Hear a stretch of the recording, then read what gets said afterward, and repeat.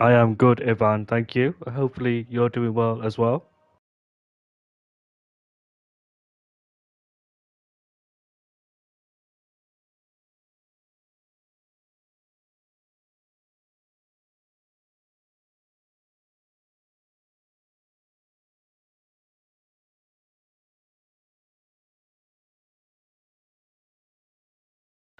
Lekker man, lekker. Hoe was je dag?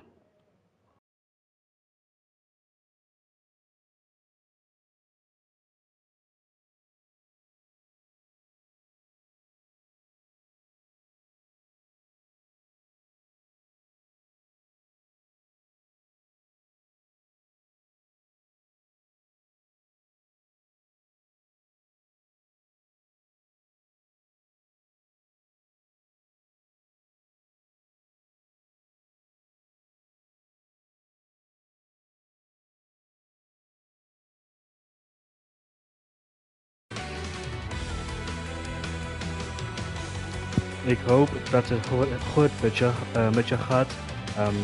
Mijn dag was goed, dankjewel. Ik ben chillen. Ik was aan het chillen vandaag.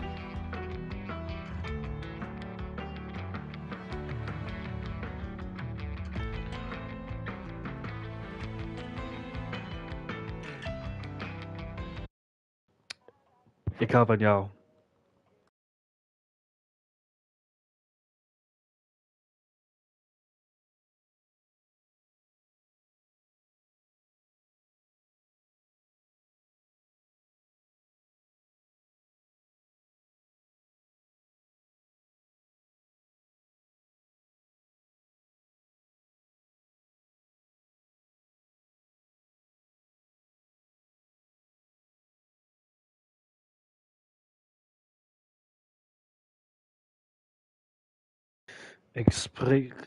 Ik spreek je later, jongen.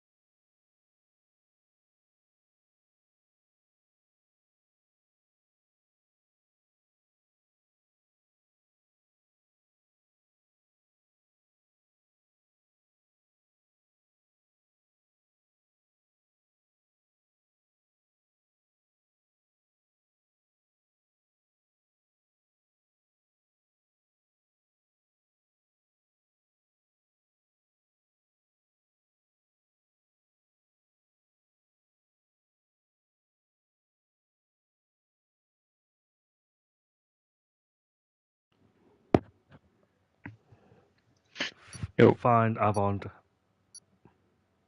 Hello. Jij ook. Oh, I was speaking to Ivan. He's in the conversation. Oh, Hoe gaat fijne het? avond. Goed.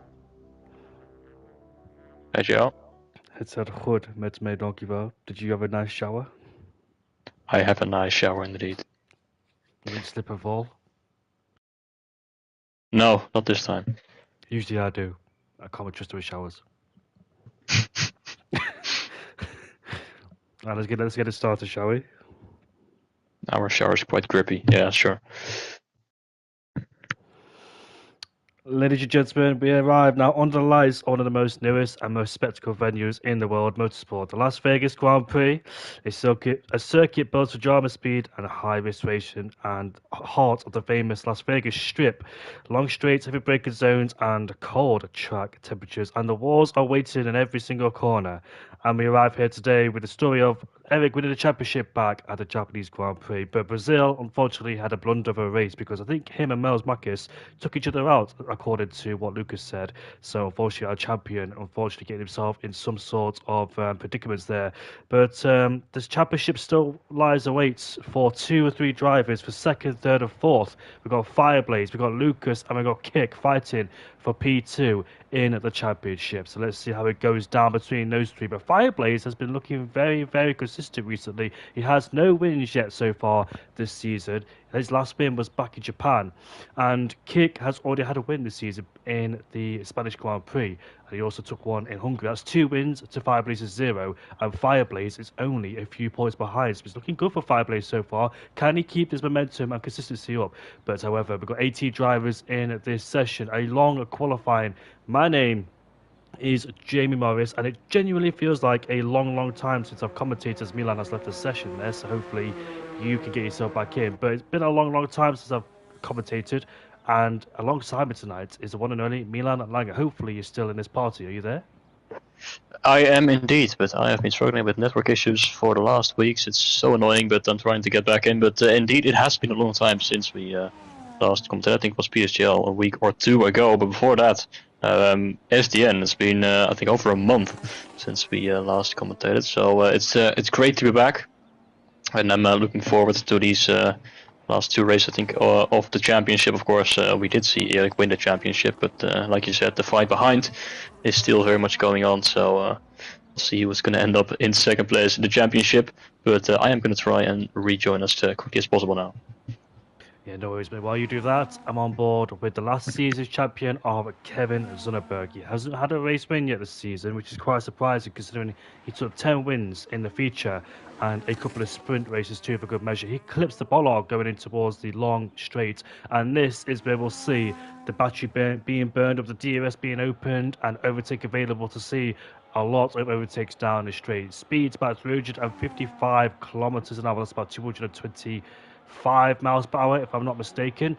But we'll see what the speeds are like as Milan Langer has joined the session. So Q1, it's all about getting yourself through the top 15. And that is a very easy objective for some people. But some people do mess up because they like to overstep the boundaries. They like to push a little bit more than you have to because they want to explore the track and will get used to track as well. So we'll see which drivers prevail through towards the second part of qualifying. Now, we are on board with Kevin Zunneberg, but of course, he's on the Inspire Compound tyre. It's not going to be a representative lap time. So I'm on a mission to find somebody to see if they're on a final lap or not. Let's go on board with Miles Marquez. Now, him and Eric tangled back. I think Miles Marquez has got a qualifying ban, so I think he may head off in the pit lane to serve that qualifying ban. And unfortunately, him and Eric, who became a cropper last week in Brazil, and not the first time either. I think at the Brazilian Grand Prix, somebody else became a cropper, if I remember, all those seasons ago. But last time we were in Las Vegas, it was Kevin Zunneberg who took the victory, so maybe have a bit of a jackpot here tonight and try and claim a win if he can. He has been, I would say, maybe he has been struggling, I'm not quite sure, but lack of practice is certainly a aspect to consider. But Sasha on the Inspire Compound tyres as well, so I'm not going to go and look for him. But that's what happens in these early Q1 stages. A lot of people do decide to go on the Inspire Compound tyres just to waste a bit of time and have a bit of fun before the real business starts on the soft compound tyres. So don't expect these lap times to be quick. We have got a new driver here as well. His name is Sam, and I don't think I can pronounce that last name without butchering it, so I'll give it to you. Now, what's his last name? It's Hogeboom. I knew I was going to butcher that. I wasn't going to say that. I was going to say huge bomb. Huge boom. But yeah, Hogeboom. That's his last name. So thank you, Milan, for correcting me. And 10 years ago today marks a special anniversary for the Dutch fans, doesn't it? Because Max Verstappen took his first win back at the Spanish Grand Prix. I remember being about, how old was I? 12, 13 years old. And I saw Nico and Lewis crash into each other. And what a day that was as well, because it was between the two Ferrari boys and the two Red Bull boys. Daniel Ricciardo, I was rooting for Ricciardo because, no, Vettel, sorry, because I'm a massive Vettel fan. So I was hoping he could win the Grand Prix, but unfortunately he couldn't. And Max Verstappen was the one to see the victory on his spectacular debut for Red Bull. Because remember, he swapped his seat with Danny Kvyat, and you got a feel for Danny Kvyat too, because I was looking at the interviews as well as I like to do, and he looked absolutely heartbroken and looked like he was about to cry in the post-race interviews when Verstappen took his first win. And a lot of people were doubting the swap, I remember correctly as well. It was a controversial swap considering there were only 4 races in that season. I think Australia, China, Russia, and Bahrain too.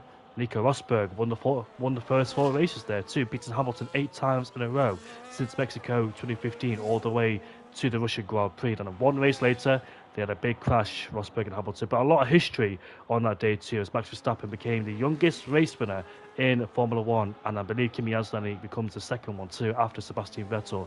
So we'll see what Kimi Antonelli can do this season, because it's looking good for him so far. 3 wins on the trot, 3 poles and 3 wins. He's currently beaten his most credited driver George Russell, his teammate, and I wonder if he could continue with that streak as well. But I'm pretty sure Russell will find a way to try and bring him. You would have thought Kimi Antonelli would have been under more pressure than George Russell, but it turns out it's the other way round. Kimi Antonelli is the one pressurising George Russell, and George Russell not really delivering after having a capable car to win this championship then. So towards the top end of the field, it is Kevin Zoderberg with a 34.358, 3 tenths ahead of Sasha in P2. Schultz is about to cross the line, and the AMS driver goes up into P4. The man that won the Belgian Grand Prix last season, or I think it was 2 seasons ago now, after a lot, I think it was Eastbrand, who went on the wrong strategy, pitted too late, and rejoined behind F1 Schultz. I think it was, who was it? Stefan, who spun and gave F1 Schultz the podium. But let's go aboard then with the driver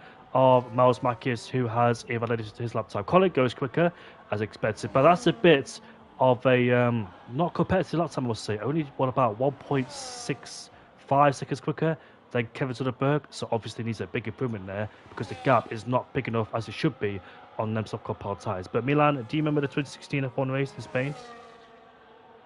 I definitely do indeed. Like you said, historical moment when Max won that race. Definitely, I wouldn't say emotional from my side, but on the commentary it was. I do remember that till this day. So it was a great race indeed, and maybe celebrated a little bit when the 2 Mercedes drivers took each other out.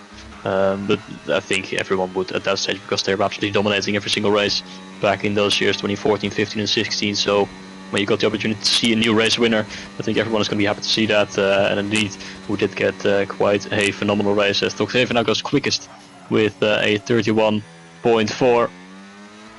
But we still got just under 11 minutes to go.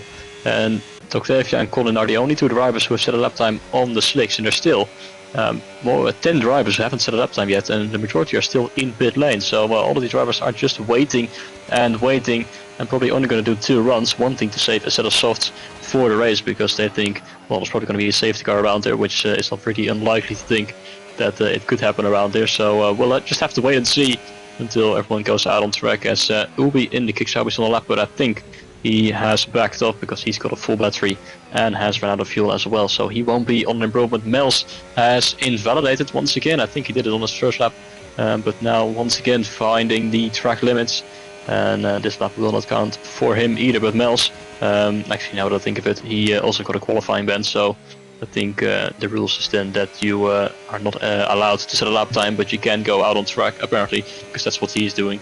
But he won't be able to set a valid lap time indeed. But he just wants to check his pace at the moment and what he's got in this Mercedes around this track. As a few more drivers are starting to go out on track. Vessel in the RB, Lucas in the Williams, and Happy Meal in the Red Bull is also out on track, and a few corners away from starting his flying lap. He just said we got a new driver, which was Sam, but I just double checked, and apparently it is Jason Green who is in the Aston Martin, but he just changed his name apparently. So I think he's raced it before in SDN a couple of times before this season, and he is making his return once again tonight here in Las Vegas. But he was one of those drivers who did their first laps on the intermediate, but now has gone out on track as well on the slicks. It is getting very busy out on track as everyone is going out in the midpoint of this qualifying session, let's say. As Happy Meal comes towards the final corner to start his flying lap, his first official flying lap of the session, and will be looking to top the timing sheets. But he's gonna have to be careful of those cars in the middle of this track who are on their outlaps. Let's hope he doesn't get impeded as he goes there quite smoothly to turns 3 and 4, almost into the wall there on the exit, but is just able to keep it out of the barrier. Now heading towards the braking zone of turn 5, quickly cut across the inside curb.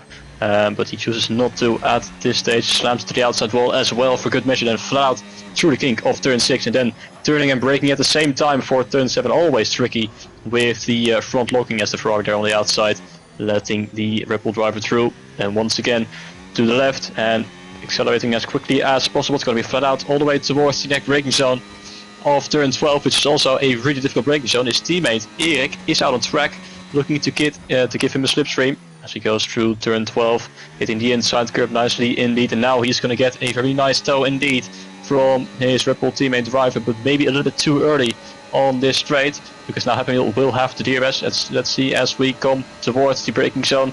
Erik is going to have to go out of the way, although is he? Yes, he is finally. And now we head towards the final braking zone of this track. It is very tricky and twisty chicane as he avoids the inside curb, as otherwise he will probably spin out. And now on the exit, flat out use the last bit of energy towards the finish line. And will we see a new false lap time? And I think we will. As he comes towards the finish line, it's going to be a 1:30.538, and Happy puts himself at the front of the field. More representative lap times coming in there with Happy top of the timing sheets. As we've got more, Erik has retired, yeah, obviously because he's got a qualifying ban. So I keep surprising myself with that one. Of course, we weren't there at the Brazilian Grand Prix. Milan apologised. Oh, kick clips the wall at turn 12 there. That's very easy to do because the wall just pokes out like a sore thumb indeed. And you've got to be very careful and mindful on the wall on the outside. Now, the DRS is enabled for the Williams driver as it opens up right now. It's a bit further along than it was a couple of years ago, as we now head down towards a tricky braking zone as we reach the 100 metre board, down to the gears we go, and clipping the apex is very nice. So don't be too greedy as he hits the wall on the inside there too and lose a bit of momentum and time. Lucas goes up into P2 with a 31.358, only 1/10 quicker than Octavia, but here comes Kick towards line. Kick goes up into P2 with a 30.817, so there's plenty of lap time to be found there for the Williams driver. Sam across the line, he goes up into P3, and Lawrence goes towards the top now with a 30.352, 2/10 quicker than Happy in P2. Lawrence won the Japanese Grand Prix. He absolutely dominated that race in Japan. No one could challenge him, and he was a force to be reckoned with. And Lawrence also won the Japanese Grand Prix a couple of years ago too, against, I think it was Eastplan at the time. Kevin Zuckerberg goes up into P3 on the mini-compound power tyres. That is quite a handy lap time to be doing, especially on a set of mini-compound power tyres on not a, well, let's say, rubber track. It's still green, this track, because there's plenty of time and rubber to be laid down here as the lap time and the session goes on. Fireblaze goes up into P5. Happy Meal retires knowing he's safe, so there's no need to go out on another set of the softcore power tyres. Mark goes up into P7 ahead of Ubi in the Kick Sauber, who is still out there as well. AMS F1 Shorts goes up into P8 with a 31.062. He makes a return as well. Milan Langer has left the session. Miles Makis hits the wall on the outside, but we do know he has got qualifying ban. What can Erik do? If I remember correctly, a couple of seasons ago here in SDN, I think that Erik went from the back to the front. Somebody did, or was it a different league? I'm not quite sure who it was, but I do remember someone at the back of the field making a exceptional recovery drive to go up there and score some big points. But it is Lawrence then who sets the scene and the pace at the top of the time sheets with a 30.352. He's a very quick driver indeed, is Lawrence. Took a win this season earlier on, and he hasn't raced a lot here either. Kevin Zuckerberg up into P3 on the mini power tyres, and he'll be definitely safe. So the people to watch out for: Sasha is still in the garage. Mum and Nick is still out there. We know there's two people who are definitely not making it through to Q2. It is Miles and Erik. So those two are already out of this session. But who else is going to join them? Because there's only 18 drivers here, and 3 of them will go out. So who's the unlucky driver that will go out in this qualifying session then? As Mum and Nick class the curbs there. He has been racing in Belgium for his go-karting races, and I wonder how he does now, because he hasn't been here for quite a long time. He has missed quite a few races, has Mum and Nick, but he has returned here. and we'll see what the Dutchman could do. Finished 8th place at the Brazilian Grand Prix. He had a great race there too. Finished 9th back in the Japanese Grand Prix, so he has scored some good points indeed. But here he is then, making his way through the difficult parts of the track. Out of the final couple of corners he goes, with the battery being used. And we'll see what lap time Mama Nick can set in the Kick Sauber as he crosses the line now, goes up into P8 just ahead of his teammate Ubi by 4,000ths of a second indeed. Just pinched him by margins there as well, as the two Kick Saubers are very close together. But watch out for Kevin in Q2 and Q3 because he'll be very, very rapid indeed. And the pace from him is absolutely insane as well, especially on the mini compound tires. It is super hot here. Well, I say super hot, I'm absolutely boiling as well. So let me just adjust that and get my fan on real quick. If you do hear my fan in the background, I do sincerely apologise. I'll turn it down or turn it off. But there is 3 minutes left to go in this qualifier session. Usually I'm the one that has internet problems, but this time it's Milan, and hopefully it's not us both either. There is 3 minutes left to go in this session. Lawrence, Meal, Kick have all retired knowing they are well safe, but there's only one driver who is going to be knocked out. I say that because there's 2 people who've already been disqualified from this session, Eric and Mels Makis. So only one person will be eliminated here in Q2, and we'll see who it is. My bet, I wouldn't want to bet on it, of course, but my prediction is Colin, Saltavia, or who else could it be? Lucas is on the brink here, you know, he's in P11. That's not really safe from Lucas, but I wonder if the guys behind could challenge towards the front. Milan, are you here?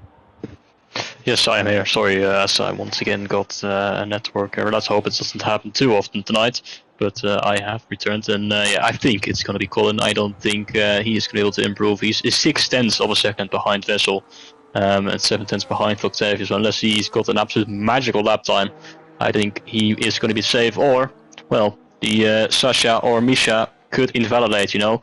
As Misha starts his flying lap, there's just under 2 minutes remaining. Hasn't been out on track yet, but now he is in his McLaren, making his way through the first couple of corners. Sasha just right behind him, also starting his flying lap. Mels, of course, will not be able to advance as he has got a qualifying ban. But Misha now makes his way towards turn 5. He knows that this lap time is all about just keeping it clean, but he goes way too deep into the corner, slams into the wall. Not sure if he's got damage, but now it's going to be quite tricky to get that lap time, as he lost, well, at least a couple of tenths of a second with that mistake alone. So we'll have to see if Misha is able to still put a lap time in quick enough to be able to beat Colin's time. But Colin, of course, he still also has got the opportunity to improve, but it's not an ideal start to Misha's flying lap. As he makes his way towards the braking zone of turn 12, Sasha is still looking quite good on his lap time as well. Misha hitting the inside curb there, now accelerating onto the Las Vegas strip. Really, really long straight here, using some battery in the beginning. And he will have DRS later on down this straight. And Sasha right behind also still hasn't invalidated yet. Now towards the final chicane, the final opportunity to make or break your lap time. As Misha heads towards the braking zone. Can he turn in nice and early? Yes, he can. Looking pretty good indeed. Now accelerating out, but can it be? Will it be quick enough to put himself inside the top 15? As the McLaren driver makes his way towards the finish line. It's going to be very close indeed. Here he comes. Misha is going to go up into P14 just about.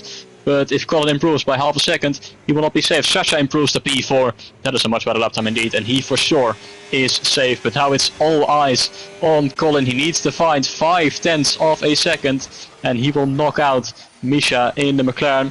Much cleaner through turn 5 is the Haas driver. We'll see what his delta is. Up by 3/10 of a second already through sector 1. A good start to his final lap indeed. A little bit too deep there in towards turn 7. Has lost too much time with that, but we don't know where he can find more time as he comes there on the exit of turn 9. Now fell out once again towards the braking zone. The exit of turn 12 is the second detection point, but needs to get this next corner right because the exit is so important. Going on to the Las Vegas strip. Looking quite decent for the Haas driver. How much time has he gained? Almost 4/10 of a second. This could be very, very close indeed. As long as he takes that final chicane well, he could knock out the McLaren driver. But now it's a really long wait until that final braking zone. You're seeing quite a bit more energy as Mominik goes up to P11. He is safe for sure now towards the braking zone there. And it's looking quite nice and tidy for Colin. Could he advance into the second part of qualifying, or will Misha be safe? Here comes the Haas driver towards the finish line. Needs to find half a second. Can he do it as he crosses the line? Oh. Yes, he can. He beats Misha by 22 thousandths of a second. And Misha, of course, is not an improvement. And that mistake was very, very costly indeed, as he is out of Q1. And he's the only driver to do so, apart from Erik and Mels, who both got a qualifying ban. Congratulations to Octavia and Colin. They both made it into Q2 and we absolutely relieved as well. And also Ubi and Mum and Nick in P11 and P12. But what a shame for Misha. His one and only lap time has been compromised, hitting the wall at turn 4. And on his second lap time, unfortunately, could not get it all together. It really describes and portrays the difficulty around this track because, well, this Las Vegas is one of the most deceptive circuits on the calendar because long straights, the heavy braking zones, but in reality it's incredible difficult to master. The biggest challenge is confidence on the braking. Drivers are out at corners and carrying speed around corners, especially towards turn 1 at the end of the strip straight, and braking a meter late or two can completely ruin it. Outbraking yourself can be a massive problem too, especially when overtaking driver. You can be very careful not to go out deep and hit the wall on the outside too. But there it is then, and Kevin Zuckerberg in P3 looking very comfortable on the mini compound tyres. Means he saved an extra set for Q2 and Q3. I doubt he needs it to get into Q3, but it could come in handy, or maybe towards the end of the race when the safety car could potentially come out. High chance of a safety car around here as well. And we'll see if that comes into effect and plays a factor in towards this race. But now we reach Q2, and this is where the drivers aim to get themselves inside the top 10. The bottom 5 will get eliminated, and this is where the pressure is ramped up because all these drivers in Q2 have similar pace, which means the drivers are under extra bit of pressure to perform as well, because in Q1 some drivers can relax and they don't make mistakes on the lap times because they know they've got the pace to make the way through. But when it comes to situations like this, when you know everybody around you is so competitive, you've got to try and find an extra 10th or 2 to solidify yourself inside the top 10. So this is where Q2 will foresee which drivers can make it through or not. But I think Sasha, Lucas could be on the brink of being eliminated too. I think Octavia could be one of them too, judging by his pace in Q1 then. So this is where the session will get more interesting and entertaining when every single driver is pushing to get themselves inside the top 10. There is only 2 races left to go this season, Las Vegas and one more. Can't remember where the last one is. I did look at the calendar, but you know me, my memory is absolutely faded. But it should be an interesting last few races, especially with the attendance now getting better and better, because the attendance wasn't looking too good about 2 hours ago. But luckily every single driver, only 2 drivers missing in this race, but 18 will do, and we'll see how this race transpires. But now Q2 then, almost every single driver is making their way on the circuit then, and we'll see which driver is the first one to make the way towards the checkered flag. I think Lucas is the first driver out there in the Williams there, so let's see what he does. And he did struggle in Q2. He has been knocked out before here in qualifying. I think he got knocked out in Q1 a couple of races ago too. So Lucas' qualifying hasn't been too great so far this season. He has been on the back foot so far, but he really needs to perform here, because if he doesn't, that means a elimination will be duty bound for him. So pressure will be highly ramped up for him too. And we'll see if we try and sustain it. We've got a few cars behind us as well, just weaving to get the temperatures in the tyres. And we'll watch Lucas' lap time as the session progresses. So let's see what he does then as he rounds the final couple of corners, trying to get the extra bit of temperature in his tyres then. Here we go then. It's an early start to the lap because this is flat out all the way down towards turn 1. So let's go up over Lucas to see what lap time he sets, as the EOS has been activated only a bit though on the straight as we head down in towards turn 1. A heavy braking zone down in towards third gear, hits the apex very nicely indeed. A slight lock up on entry, but it's all about the exit of turn 1 and turn 2 and turn 3. Just a slight lift off go through this double right-hander here for the DRS is activated on the straight all the way down in towards turn 4. I did hear somebody hit the wall on the inside. I think it was his teammate going to the pit lane as he flicks his way down in towards turn 4 we go. Back on the power, a bit of wheel spin too, headed through this chicane. This chicane is tricky because you're essentially turning and braking at the same time, which means locking up will be definitely happening around here as we head through this slow speed left-hander we go. Back of the power once again as the EOS is been activated. Flat out all the way down in towards turn 11 and turn 12. This is where Lando Norris crashed, I think, back in 2023. Missed the apex, goes deep and almost hits the wall there too. You arrive at such high speed down in towards turn 12. It's such a tricky corner indeed, and you've got to absolutely nail it, because not only you can compromise the exit, but it leads onto a back straight where overtaking will definitely be happening around here too, as the DRS will be enabled on the straight, headed down in towards the final couple of corners on this racetrack, down into third gear, takes too much curve on the inside and goes deep as well. So not a particularly tidy lap here for Lucas. I'm not quite sure if he's running the old Soccer Power tyres, but he could explain why he's lacking some pace. But here goes Lucas now towards line. Let's see what lap time it is. It's a 31.2, so not really a stock lap time there for Lucas. It's right about what he did in Q1, only a few tenths quicker, as Fireblaze goes towards the top on the time sheet with a 30.750, 5 tenths clear of Lucas in P2, and Halfmil goes into P3. Not a representative lap time indeed, because Halfmil, I think he made a mistake on his final lap or so. But one of the forward drivers, I think it's Shorts, making his way towards line. Oh, he's back into pit lane too. So I think a few drivers here making a few mistakes on their flying lap, and mistakes can be easily made around here as well. Ubi goes quicker with a 30.696, and we know Q1's lap time, it was a 30.2, so we're 4 tenths away from the best lap time set by Lawrence, who's currently P4 with a 31.374. I think we definitely know that some of these guys are on an old set of Soccer Power tyres, hence why these lap times are not really outstanding so far. But later in this qualifying session, we'll see the true pace of the guys on a brand new set of Soccer Power tyres. Vessel, we'll see what the Racing Bull driver does, the PSG F3 driver who never won a race, as Kevin Soderberg completely tumbles the lap time. It's a 30.142, and that's 2 tenths clear of what Lawrence did in the other session in Q1.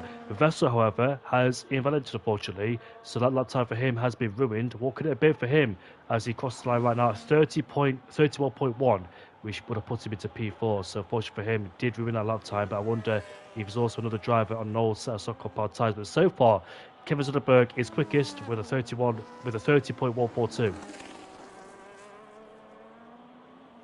Few more drivers out on lap, but like you said, the majority of these drivers I think are on a used set, as Kick goes up into B4, a 30.7. That is a bit more like it, but still a couple of tenths away from what we have just seen from Kevin. Absolutely insane lap time from the Alpine driver, and way quicker than what we've seen so far in this session. But only 7 drivers have set a lap time. Happy Meal has gone 7th place, but with a 31.5, I don't think he's going to be able to make it to Q3. But still, I think he's got a brand new set of softs waiting for him in the garage, which he could use to try and improve at the end of the session. But like we saw with Misha, a mistake is easily made, as Momini gets a nice slipstream there from Octavia in the RB, as the Kick Sauber driver makes his way towards the final braking zone.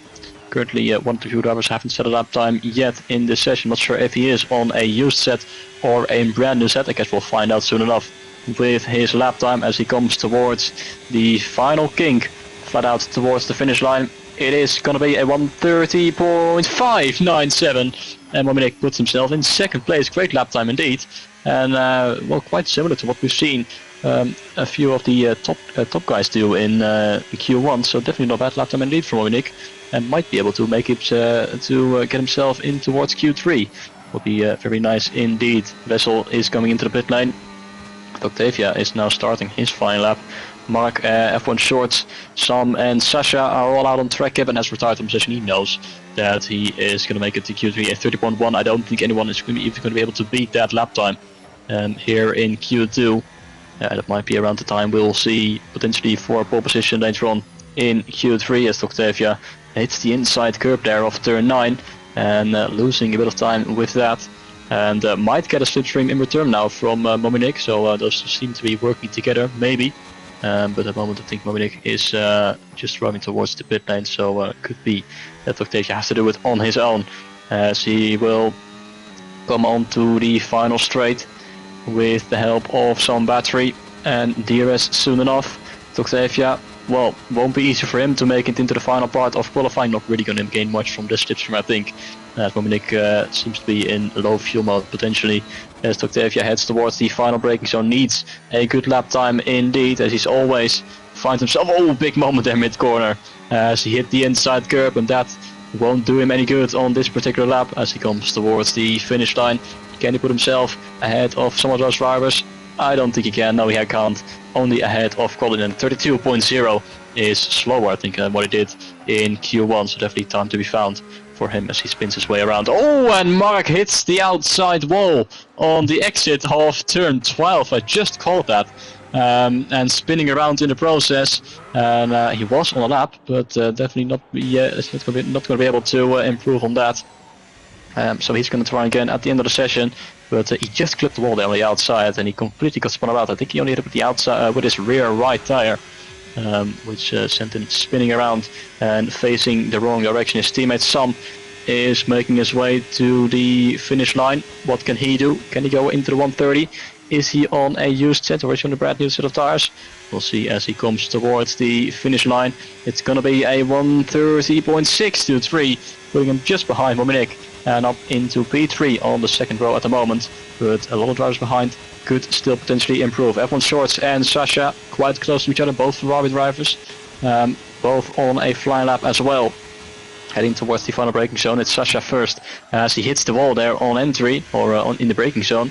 But I don't think he lost any momentum with that, as he will come out of the chicane, but I think he's going to head into the pit lane, so no lap time yet for Sasha. F1 Shorts is going to continue on, so we'll see what he can do.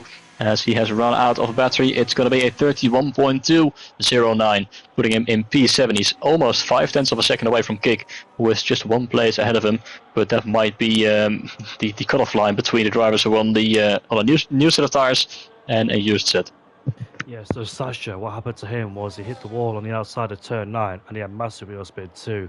And unfortunately for him, that lap time was through. But Lucas, much better lap time. There he is. It's a 30.413 and 3/10 shy of Kevin Zuckerberg in P2. Where's his teammate Kick? Kick in P7. So he's hopping towards the danger zone, I dare say. But Lawrence is 5/10 up. But unfortunately, he has made a big mistake and invalidated and a trip to pits will be necessary for him because he's only got one lap of fuel left in the car, and that will be enough to start another flying lap then. So another set of the soft compound tyres will be booted on and strapped on for him to try and get himself inside the top 10 because he is in danger. But we do know he has the pace to make it through. Mark, once again, invalidates on his lap time, so not really particularly enjoying this circuit. I don't enjoy it either, to be honest with you, because yeah, it's just a tricky track, and just can't get the grip whatsoever. Fireblaze is out there too in the Mercedes coming through turn 9 right now. This slow speed left-hander just scraped the wall on the outside too, where we've seen some drivers become a cropper there and lose it by having massive wheel spin or touching the inside curb in turn 9. But here he is through the high-speed part of the track. Now, down on the brakes once again, in towards turn number 11 and 12 we go. I think he went wide a bit, maybe touched the wall on the outside too. He's 1.5 tenths up in this middle sector, but no slipstream provided to him because, unfortunately for him, Miles Mackis is not in this session. He's out of Q1, joining Eric, probably had a cup of tea together in Q1 after tangling at the Brazilian Grand Prix. The DRS then wide open there for Fireblaze as we head down in towards turn 14. Hard on the brakes, down to the gears. He hits the wall on the outside on the way in, surprise. And fire! Fire, save it. Oh, he did. Luckily he did, but that lap time has been completely ruined now. And I dare say for him, he could be on the back foot and maybe hovering around the danger zone because I think Lawrence would definitely improve. Kick would definitely improve. Shorts, I think so too. Vessel and Sasha potentially too. So Fireblaze in P7 in a bit of a predicament right now. And there's only 3 minutes left to go in the session. Meanwhile, elsewhere, Happy Meal went up into P3 in the Red Bull with a 30.481. He's been stuck in his teammate's shadow all season long. Eric has had the better of him all season long too, with the consistency, the raw pace, the resilience, the patience, and just being a better driver in general. No offense to Happy Meal, of course, but Happy Meal, well, he's picked up a few podiums this season. I don't think he's came anywhere near to a race win other than the first race in Australia. He did win the first race in Australia, but he picked up a post-race penalty, and that meant Sasha won the Australian Grand Prix. Sasha hasn't had a win since the first race of the season either in Australia. He's picked up a handful of podiums, he's got close towards a trophy, but just too far away. And the likes of, I think, Kick at the time, Eric as well, who have stolen the thunder away from other people too. So people on the back foot is Sasha down in P15, Lawrence, who's on a brand new set of sock compound tyres, F1 Shorts in P9. They're in the danger zone and on the periphery of getting knocked out here in Q3. So let's go on board with them to see how they do. But first one up is Sasha. Fireblaze immediately in the pit lane, so he thinks he's not safe either. So we've got a gaggle of cars making their way out of the pit lane. Sam in the Aston Martin is also out there too. Lucas also out there too in P2. So I dare say, look, well, where's the cut-off time here in this qualifier session? Maybe a 30.6, I dare say. Maybe they're safe, but you never know what other people could do. Let's go on board with Lawrence. He's coming out in a heap of traffic. Here he is. Through turn 1, turn 2, turn 3, turn 4. This double right-hander. And he's picking up an awful amount of dirty air with the car in front. That's the racing bull. Not doing Lawrence any favours. This is an absolute essential key lap for Lawrence. He cannot afford to mess up whatsoever, because if he does, it's game over here in Vegas. Look at that. 3/10 up in the first sector as we head down in towards the chicane. However, Happy Meal was listening, because he just commented in the comment section saying he doesn't really care about SDN. Not going to lie. He's been focused on other things. Well, fair play, Happy Meal, fair play. I do accept that and respect that too. But Lawrence now sweeping his way through this high-speed section. There's loads and loads of cars in front of him. I really hope that they acknowledge that Lawrence is on a flying lap, because if they don't, then Lawrence's lap time will be messed up. 7/10 up in this middle sector. Lawrence is absolutely pushing. He might get a slipstream off the back of the Williams there, who is breathing on the straight. I think that's Lucas or Kim, I'm not quite sure which Williams it is, but hopefully he gets out of the way. Please do. And he does, luckily on the left-hand side. But we're coming in towards the breaker zone, where some drivers are to prepare their final flying laps here in qualifying. But luckily for Lawrence, there's nobody in front of us, but he gets out of the corner very nice and cleanly. No signs of a massive wheel spin or invalidations. Here we go, powering our way towards line. He goes. What's happened to Williams there? He needs to start flying lap. He doesn't. As Lawrence comes towards the line, it could be a 30.4, and he puts himself in P2. He's 2 thousandths quicker, and Lucas is on a set of intermediate compound tyres. That explains why he comes out there, because I thought it was quite absurd to go out there, especially when you're in P2 and waste a set of soft compound tyres. So he's on the inters, but I really hope he doesn't get anybody's way. And Mummy Nick couldn't make it into Q3 with that. Oh, it hit the wall on the outside of turn 5 there. And that lap time has certainly been ruined, but we need to watch out for F1 Shorts. He's in P10, and Sasha is just up the road in front of him. Sasha, the first driver across the line in the Ferrari. Let's see where he goes. He goes up into P2. What a lap time there from Sasha with a 30.3. But his teammate, however, jumping and skipping over the chicane we go. We'll see if the Ferrari man can get himself back inside the top 10. Can he renegade Kick in the drop zone? Here comes F1 Shorts. Towards the line he goes. What can he do? It's P11, and he can't improve. He stays there. So Kick is safe for the time being, but he's looking over his shoulders to see where Octavia is. Octavia is 4/10 up in the middle sector. Colin is also up on his lap time. Vessel does not make it into Q3, unfortunately. He has been knocked out. He's done a P12. That's a massive shocker. So Kick is safe from Vessel. It's Octavia and Colin. The next one's up across the line. Let's see where Colin can go. Colin stays P13, although it's a big improvement. Octavia is 1 second up in this middle sector. Ubi goes up into P3 in the Kick Sauber. What a remarkable performance from both Kick Saubers there. Really showing their mettle here in this qualifying session. Here comes Octavia. Kick is out. Kick is out of session. And Octavia goes P12. But where is Kick? Kick's 4/10 up. Can he renegade Fireblade? The answer is yes. It's a 29.960. And he needed that lap time. He pulled at the back at the very last second there. And Fireblaze has been knocked out in this qualifying session. I said a 30.6 was the cut-off time, but unfortunately he has been cut off at the wrong side of the firing line, and Kick is the one who set an absolute blistering lap with a 29.9. But don't discount our Kevin Sutterberg. He did one lap on the Cessna compound tyres. That one lap was good enough for 30.142. But what an intense session that was. Sasha just making his way through Q3. Kick got himself towards the top, and both Kick Saubers are inside the top 10, something you don't usually see every day, but Happy Meal did and Ubi did, so full respect and credit to both Kick Saubers there. Mark and Sam round off the top 10, but that has been an absolute intense qualifying session there. Milan Langer. Indeed it was, and Fireblaze unfortunately becoming the victim here of Q2, missing out by a few hundredths of a second behind the two Aston Martins, who were separated by just a thousandth of a second, but they're both through into the final part of qualifying, which we will now be preparing for. 12 minutes to decide who is going to take pole position. Of course, we saw Kick with a absolutely incredible lap time here at the end of Q2. The only driver so far to break into the 129s. I'm sure Kevin has got the ability to do that as well. But a mistake is easily made around this track, and he still needs to pull it off. But I reckon it's going to be between those two, Kevin and Kick. because those two at the moment looking to be the quickest in this qualifying session. But who is going to start besides them? Sasha looked quite quick in the end as well. Lucas finally got a decent lap time in as well, and so did Happy Meal in the Red Bull. And Laurens also has been looking quite pacey so far in this qualifying session, but I don't think they will be able to beat the likes of Kevin and Kick. But maybe I will be surprised, as Kevin is the first driver to go out on track in the Alpine, looking to get a lap time in nice and early. Of course, we don't know if he's on a brand new set of soft tires or on a used. I think he's only used 2 sets so far of the soft tires, one in Q1 and one in Q2. Because I think he did a run on mediums at some point in Q1. I think he did his only run on the mediums, so actually might have only used 1 set of softs in this qualifying session, being extremely conservative on his tires. But we'll see if he's out on a brand new set or a used set.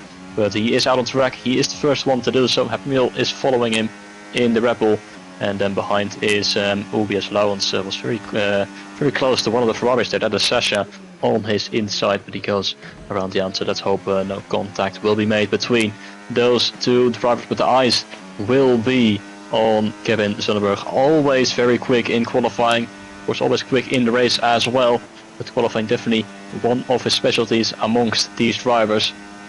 And let's see if we can get another special lap from the Alpine driver as he makes his way towards the final corner. He was just taking his hands off his steering wheel to try and warm up the tires. I think that's a new strategy on this game, though when I tried it doesn't really work that much, but I think it's one of the strategies to warm up his tires. But he comes towards the final corner to start off his line lap, his first line lap of Q3. Can he break into the 129s or is on a used set of tires? We will find soon enough as he goes in towards turn 1. Nice on the apex there as well.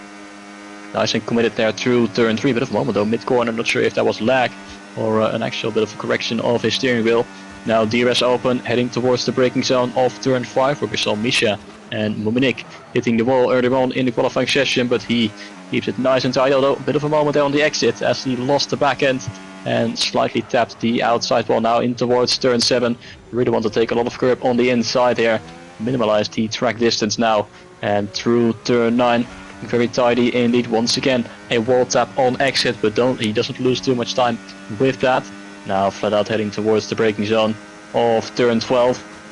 Let's see what line he's going to take, what his approach is as he hits the inside curve, but maybe a little bit too wide, but I don't think it has affected him that much. 55.1 for his middle sector time split. There's 2 drivers ahead of him.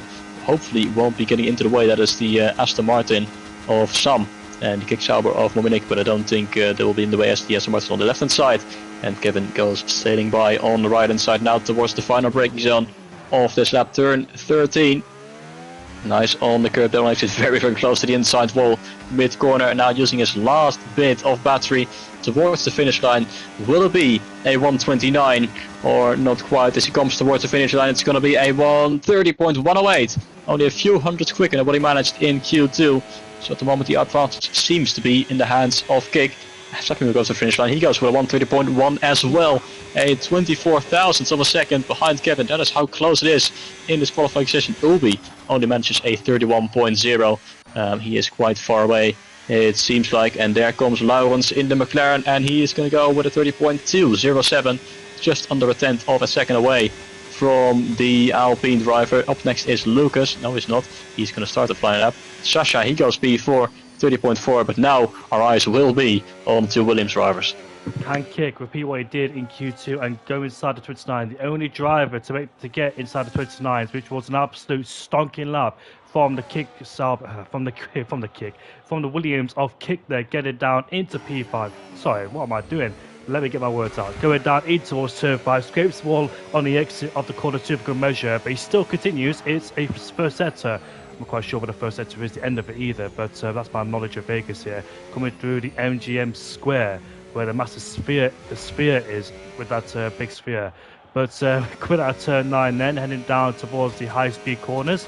Flat out through here, try not to screw off too much speed, don't take too much steering input through these corners, because that'll lose your lap time as we head down in towards turn 11, turn 12. Can be very notorious for on the outside too, but if any driver is getting caught out in the past. 55.0 in the sector, as all the battery will be used on the straight. The Las Vegas Boulevard strip, as we head all the way down in towards the heavy breakers. So there is McLaren in the way. Hopefully gets out of the way the very last second. I really hope he don't compromise kick in any sort of way or form, but he's right in front of us. I'm not quite sure why he's doing that. That's really hurt kick. I know he's not a visual distraction, but in terms of turbulent air, it has really affected him. So hopefully that wasn't tactical there from Lawrence. But here goes kick now towards the finish line. He goes. Is this pole? The answer is no. A 31.181. He's not far away from Kevin Zuckerberg at all. Where is his brother? His brother teammate is down in P10, but on a flying lap time. So Lucas and Kick did come out quite late and compared to other drivers indeed, but Lucas makes his way out of the corner where Franco Colapinto crashed, I think, or Alex Albon, I'm quite sure who it was. But here goes Lucas now towards line. He goes. What's it going to be? A 30.562, so a bit slower. I think he's 2 tenths slower than what he managed in Q2, and he's currently down in P7. Moment Nick is out there, but unfortunately has invalidated Sam. JSR Green, who has made it to Q3, has also, well, not invalidated, but made a mistake on his final lap too. So Kevin Zuckerberg is on a provisional pole position. The top three under or over 800 of each other too. It's super, super close, and great job from Happy Tim in P2, because he was 8th in Q2, and now he's P2 here in Q3. So he's really stepped up here in towards this part of qualifying and delivering some good lap times indeed. Fireblaze though, I wonder how he's feeling in the Mercedes. He's in a big fight for P2 in the championship. He's only 5 points behind Kick, and he also hasn't picked up a win yet either this season. So Fireblaze will be absolutely disappointed with his Q2 exit, but we know he's got some remarkable race pace on his hands, as he's shown in the past here in SDN, and also he's a champion as well, a new champion of a different league. It's been a long time since Fireblaze won a championship, especially here in SDN. He is the only driver to have more than one championship in SDN. Other drivers only got one, and Eric is the latest champion too. Fireblaze got 2 championships under his belt, so he can have the bragging rights of having the most championships here in SDN. I'm quite sure he got the most wins in this league, but pretty sure that goes towards Fireblaze, Kick, or Lucas. I think Kevin Zuckerberg judged about season 4 or season 5. I know Kick and Lucas definitely got a lot of wins on the belt. I think Finn Hurst is another driver too. Mike, the season 3 champion as well, and Eastbrand has certainly got a lot of wins under his belt when he was a main protagonist in this championship 5. But Sasha is the first one out on the circuit. He's had 1 win so far, and that was back at the Australian Grand Prix when the first race of the season, which seems like a long time ago, and it was a long time ago indeed, because we had a massive break in between, where was it, Japan all the way to Brazil, and unfortunately the commentators weren't here in Brazil, but we are here now to give you action here in Las Vegas. And Sasha is the first one on the circuit. He can be a very quick driver indeed, Sasha. We've seen it plenty of times before, but he has picked up multiple podiums. I think his last podium was, where was it? At the Brazilian Grand Prix. Not quite sure where it was now, without thinking or looking at the top of my head. Was it the Spanish Grand Prix? It was the feature race at the Spanish Grand Prix, when he was fighting with both Williams drivers trying to take the win. But both Williams played their cards very well against the Ferrari driver, who held off and kept the Ferrari at bay. But Sasha then, we'll see what he could do on his final flying lap. He's come out very early in comparison towards other people, but now this is usually my tactic, because that's what I like to do. I like to put a bit of fuel in the car to potentially go for one more flying lap, just in case I validate my last flying lap, because sometimes I'm not really I'm not really a driver no more, but I'm not really a driver who can set those lap times like Kevin, Kick, Abmiel, all those drivers who could just go out there and set a lap time on the board instantly without making mistakes. But me, I take a bit of time to warm up, and usually my second lap is the best lap. But let's go on board with Sasha as he heads around the final corner to start his last flying lap, headed down in towards turn 1, into the 100 metre board, down to the gears, turn 1 here, clipping it very nicely, just gradually getting back to the throttle, making sure you don't carry too much wheel spin as we head through turn 3 and turn 4. As he goes out wide with the DRS wide open here, this could be another chance to overtake in the race as we head down towards another heavy breaker turn at turn 5. It's very important as well to come up on the speed. Slow in and fast start corner, take it very nice and easy here, because it's very easy to hit the wall on the outside, as Sasha has just proved look at that. He's a 10th up already in the first sector, which is good signs here. As Sasha is already improving, but goes a bit deeper towards the part of turn 7. But it's hooked up in turn 8. Now coming through turn 9, this clumsy little left-hander. Before we get back on the power once again, heading all the way down towards the high-speed corners. And like I said before, just minimum steering input. Don't try and scruff too much speed here, because it's easily done, of course, if you take too much steering input. And many people in the race will suffer with understeer. Here's the Aston Martin in front of us. That's Mark in front of us. Sasha is 2/10 up in this first sector, and this slipstream could be very powerful. It could be very handy indeed. This could leapfrog Sasha all the way to the front of the field with that toe from Mark, as Mark gets out of the way, and now Sasha heads down all the way to the breaker zone. The question is, though, can he keep it nice and tidy, because it's easily done overstepping, especially the curb. The curb catches a lot of people out. You can either force you out wide or hit the wall. That's one of the guaranteed main two things here around here in Vegas. But here goes Sasha. What is this lap time going to be from the Dutchman? The Dutchman goes across the line. It's pole! It's a 29.979, and he's 2/10 clear ahead of Kevin Soderberg. What an amazing lap time there from the Dutchman.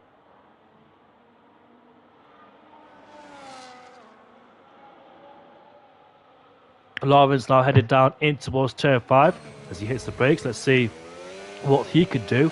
He was the quickest one on Q2, I think, with a 30.1, but he's currently a 10th away from his best lap time in Q2 as he now flicks his way in towards the slow speed chicane. We go. Many drivers out there so far on their flying laps. 2 kickstarters making their way towards the line now. Every single driver's out there, and we'll see, can they beat Sasha's lap time of a 39.9. I don't think any of these guys have the favour of getting the slipstream like Mark did towards Sasha. I think Sasha will pay the favour back. So I don't think these guys have the luxury of getting the toe off the back of one another. Maybe the 2 kickstarters can, because they're quite close, and the Williams and the Alpine in the background too. Lawrence then with the DRS wide open. Let's see what he could do as he tries to the shortest distance. Not quite sure if that works or not.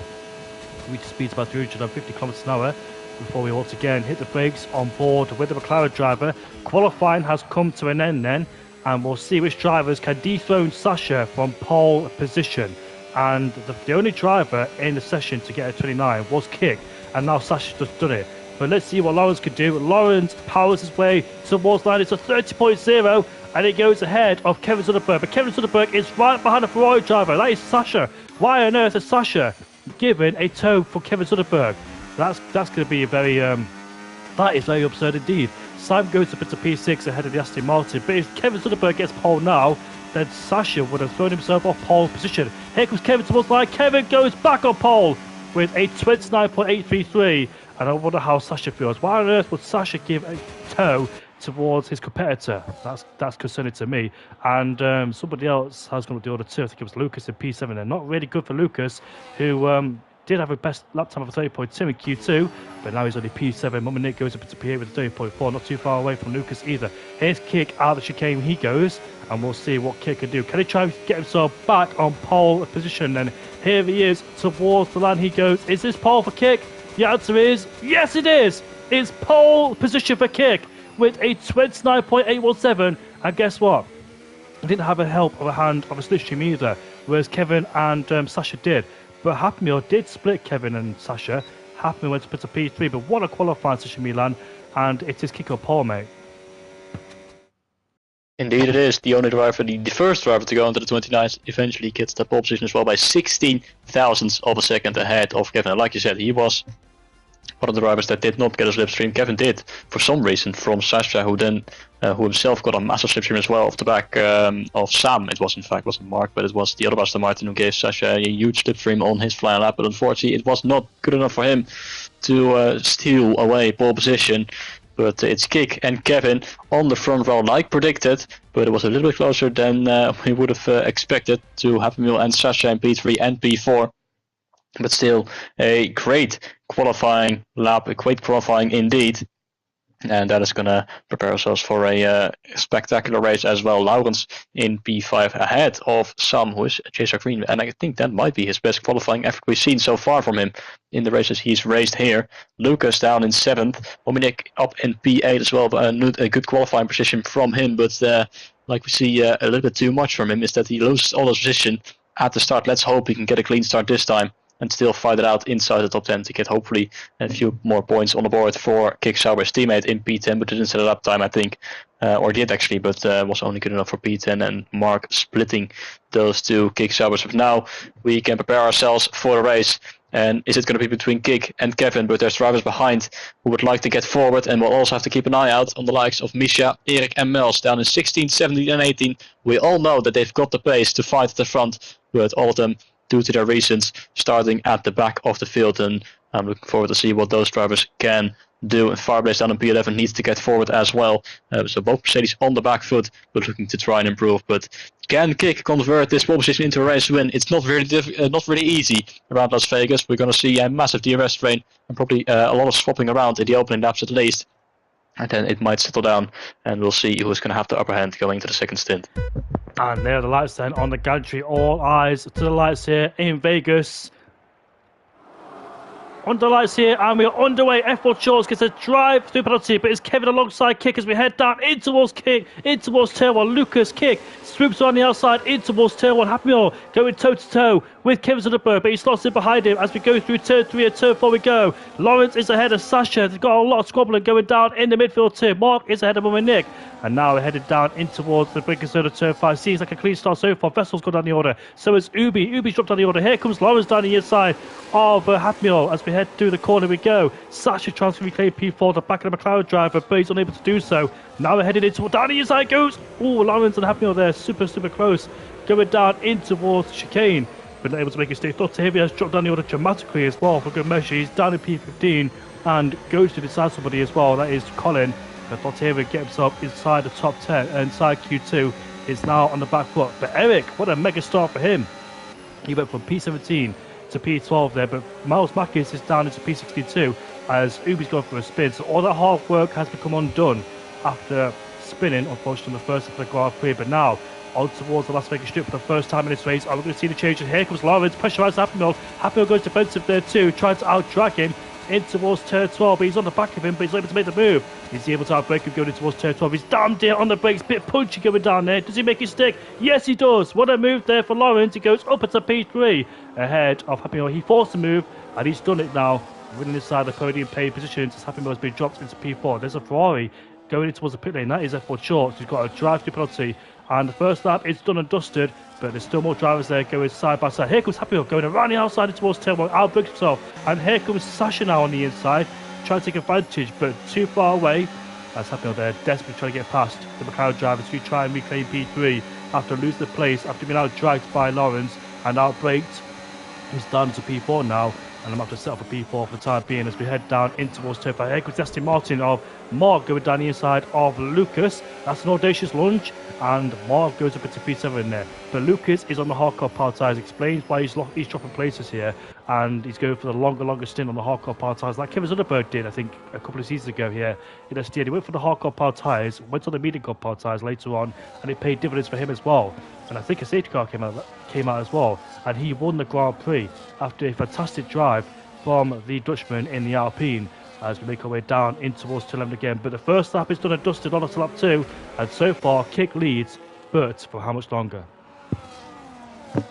Majority on the mediums, 3 drivers on the hard, including Misha and Erik, who both started at the back of the field, and Lucas in the Williams, like you just mentioned. It was F1 Shorts who got a drive-through penalty. He was not the only one, because Fireblaze got a drive-through penalty as well, and both had to peel it into the pit lane at the end of the opening lap. So I think one of them got that first, and the other reacted to the other driver getting that drive-through. So very unfortunate indeed for both F1 Shorts and Fireblaze, who are now at the back of the field in 16th and 17th place. Sasha is very close to the back there of Happy Meal, almost side by side as we go towards the start finish. Here goes the Ferrari at the inside, heading in towards turn 1, almost into the side of Lawrence, very close indeed, losing the back end, and Happy Meal is able to stay around the outside. Sasha tries to switch to the inside, but there's just no space there, and he slams to the inside wall and through. Almost goes Sam, but he's not able to capitalize from that just yet. I don't think Sasha got front wing damage from that, but that was a little bit too optimistic from the Ferrari driver, it seems, as up ahead is just one big train of cars. In fact, it's one big train of cars all the way down to Mels in P13. I think Mels, he's got front wing damage, missing an end plate on his Mercedes, so that is not going to be helping him in this race. Yes, he is on the left-hand side, missing the end plate. But fortunately for him, Vegas is one of those tracks where you can get away with that. But it's not going to be easy to get his way back up the field, as once again we will enter the Las Vegas strip. It's Kick at the moment down in front, but now we've got the DRS.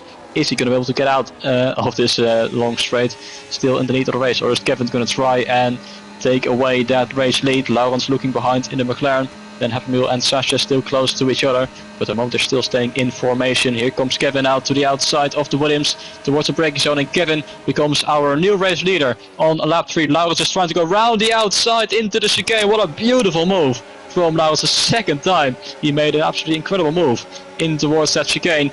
Around the outside of Kick, and Laurens puts himself in second place. Now Kick is under a lot of pressure from behind him. He's also trying to go around the outside of the McLaren, heading in towards turn 1. Kevin leads ahead of Laurens, then Kick, who's now got Happemule up his inside, but Kick should have the inside line, but he struggles there on the exit with the traction. Happemule still trying to hold it all the way around the outside, but not going to be able to complete that move. And now Sasha behind him, who will be looking to try and take advantage, but Happemule now almost looking to the inside there of Kick, who goes defensive to the inside and is able to maintain in P3 at least. But Happemule's all over the back of that Williams, but in this middle sector it's really difficult to overtake. She's going to send one to the inside there of turn 7. Oh my goodness me. What the hell did happen there, as they were riding on top of each other. Now, oh, contact as once again Happemule and Sasha. No love lost between those two, as it's elbows out at this stage. Now Sasha's going to try and go around the outside, but that was a bit optimistic there, but Happemule to go on the inside there in that particular corner. Now Sasha up the inside in towards turn 12. They both go straight on, and Happemule gets pushed off track there by Sasha, and look at the gap they have created towards the top 3. Now Sasha in P4, followed by the 2 Aston Martin. Not sure what Sasha was doing here and what the reason was behind that. Sam now goes up to B4, but now here comes Mark with the help of DRS to the inside. Behind it is Lucas, and Misha in the McLaren goes to the outside. It's going to try and go for a triple overtake to go over to P4. Mark still on the inside. Misha very late on the brakes, and he's going to make it work. Misha P4 went to that straight in 8th or 9th place and absolutely waltzed around the outside from the last few places on the grid. He is up into P4 by the end of lap 4. Erik's now going to get ahead of Sasha as well, who's dropping like a stone through the field. Still ahead of Happemule as I get disconnected. Very nice indeed. But wow, what a few laps that was. You're missing all the action here because we've had a massive swap. Misha on the hardcore power tyres has catapulted up to P4. What a start from the Dutchman. Erik is into P8 now after starting all the way at the back of the field. Where's best Mels? Mels is up into P9. So both of them, what's happened to Laurens? He's outbooked himself in turn 5, sorry. And he just stays ahead of Kick for the time being there. Every single driver getting their elbows out, and look at that. Misha has brought the gap down. The gap was over 2 seconds. Now it's 7/10 of a second. Misha is in a really good spot so far. In P4, that overtake on the straight was absolutely incredible indeed. What an absolute scene here at Las Vegas Grand Prix. And Misha has catapulted all the way up to 4th place. He started in 16th place and he's up into P4. And Erik started down in 17th, up into P8. Mel started 18th, up into P9.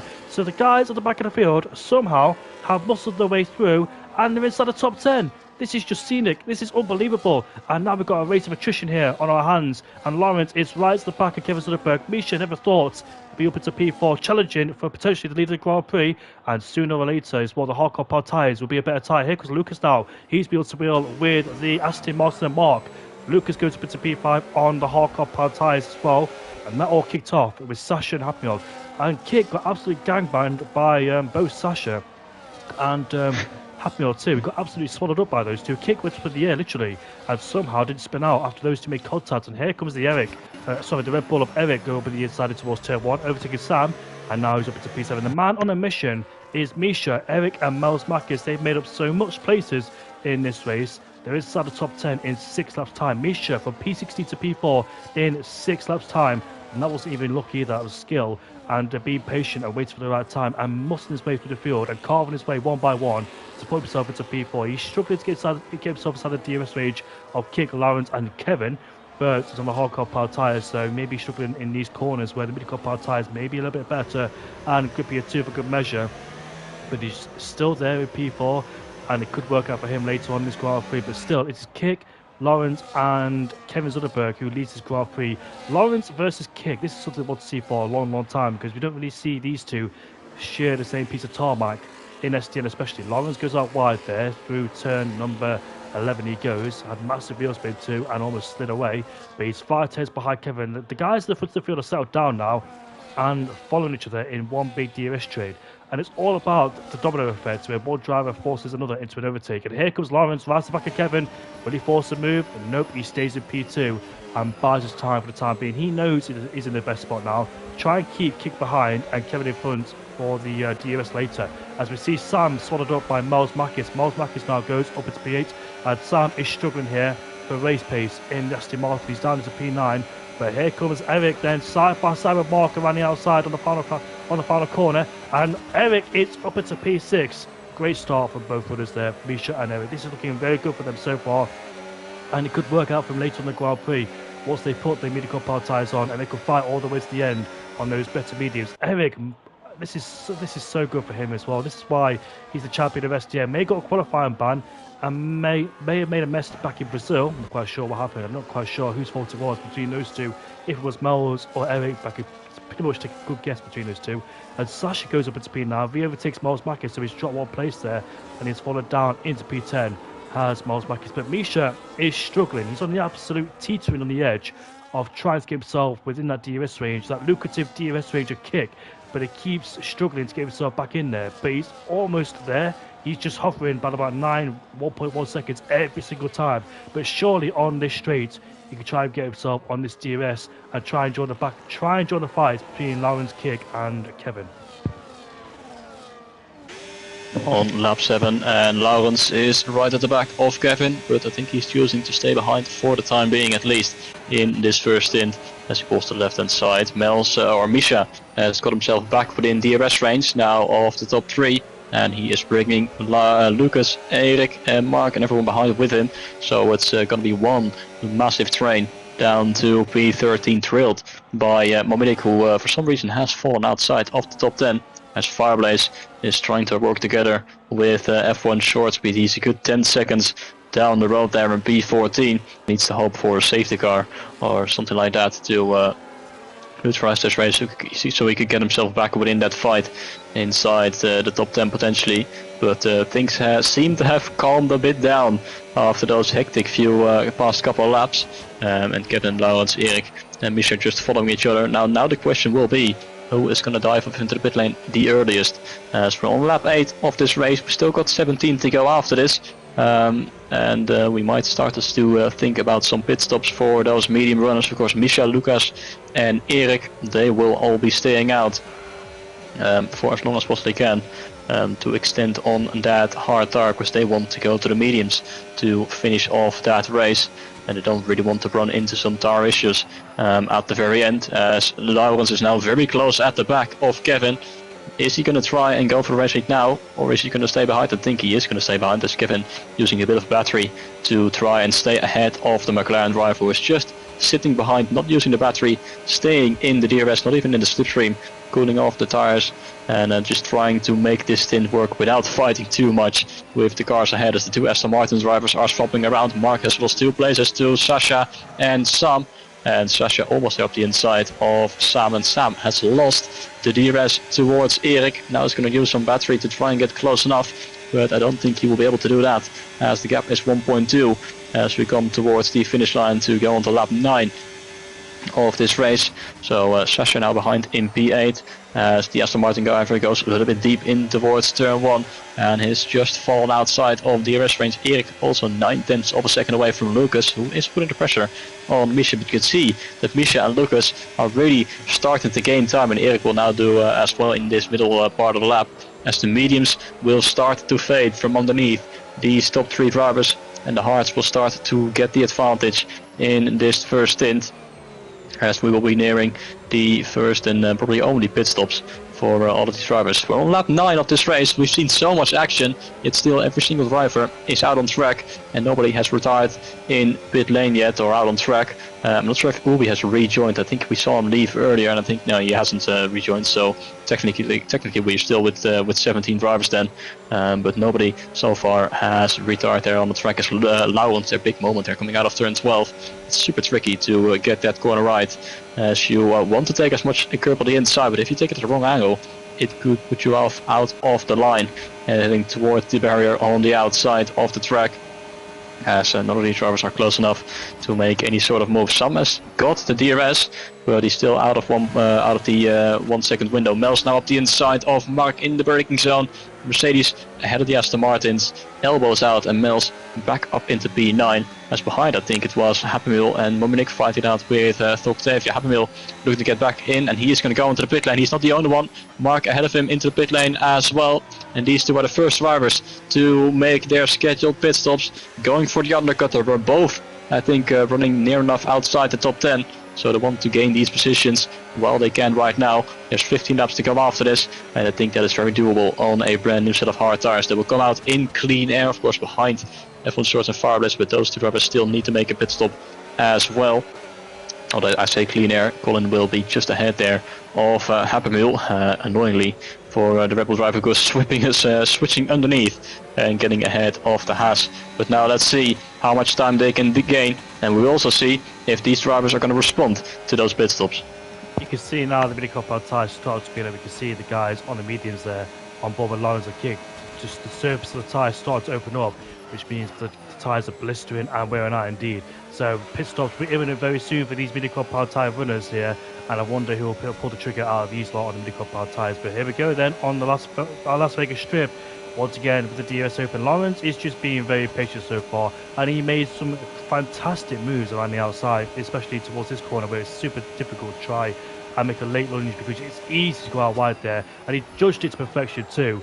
I managed to swoop around the outside of Lucas, I believe it was, and take away P4 as one with Nicholas Octavia swap places for P10 and P11. Octavia was inside the top 10, and now it's out of it. But I wonder if these guys are thinking about, yes they are, their Kick is in the pit lane to get rid of his mini-compound tyres. The first to blink out of these guys who are leading this race so far. And Eric, I thought for 1 second, will go down in the inside in towards turn one. I'm surprised these hovers, because I thought that they'd be carving their way to the field, but the higher they go, the higher the competition will be, and they were not able to make their way through on these guys with mini-compound tyres. Let's see where Kick will rejoin, hopefully for his sake, in clean air. There is Mercedes and Ferrari coming as we exit the pit lane on board with the Williams driver, who makes his way out.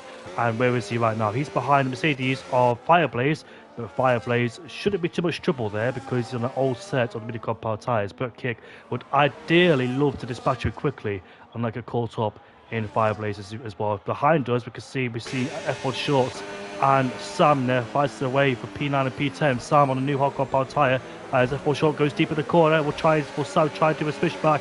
He's able to get alongside the Ferrari driver, so has to wait patiently, but you can see the other Ferrari, and here comes around the outside. What is going on here? I just see Sam being triple overtaken by 3 drivers, and somehow those 2 got ahead. Well, that's very cheeky indeed from those guys there, because I was up with Sam, and all of a sudden there's a car on my right, there's a car on my left, and they both got through.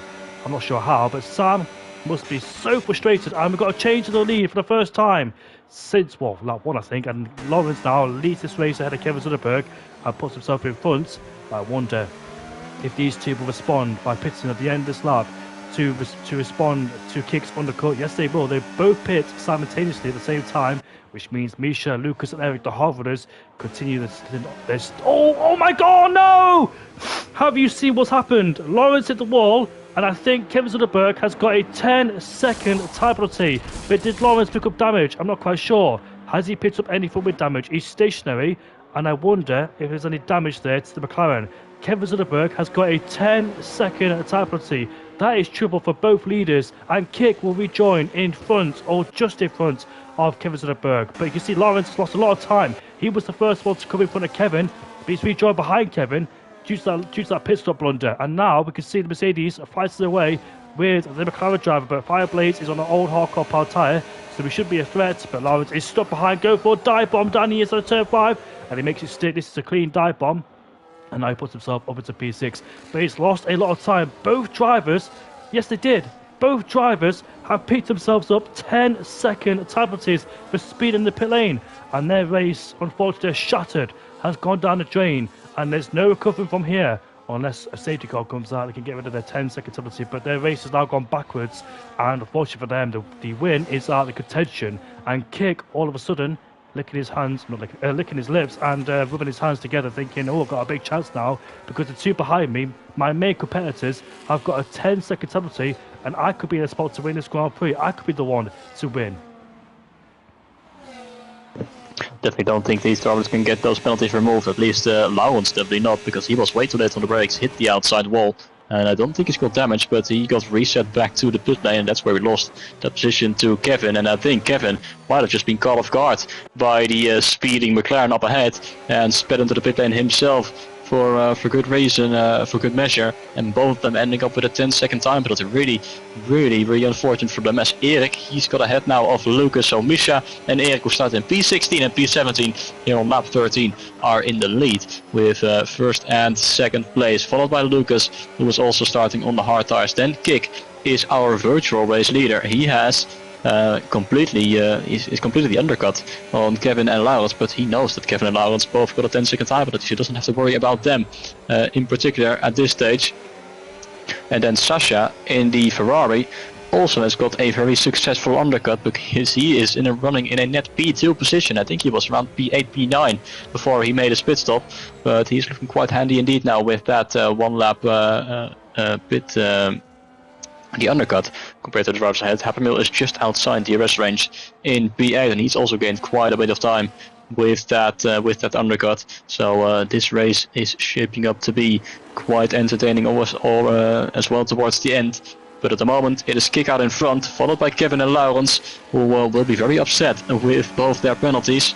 And we'll see if we will see a change of virtual lead. Of course, Misha, Erik and Lucas will be staying out for a handful of laps more. Here comes Kevin towards the outside of Kik, and he's going to breeze past the Williams driver to go up in to P4. Laurens up the inside as well of the Williams driver.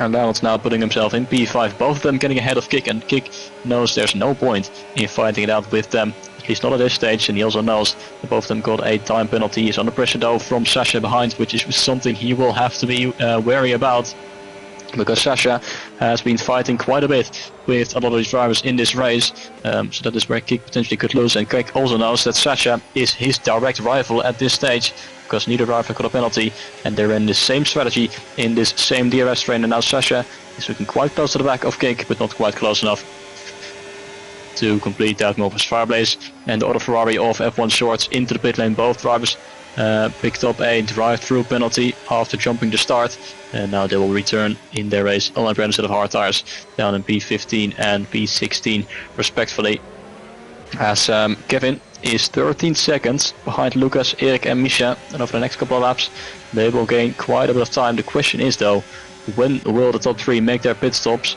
I think they all did around 10-11 laps on the medium, so we could see a pit stop coming in the next couple of laps, as here comes Erik to the inside of Misha, and Erik is going to convert his 17th place on the grid into the lead of the race by lap 14, as he gets ahead there of Misha heading towards the braking zone.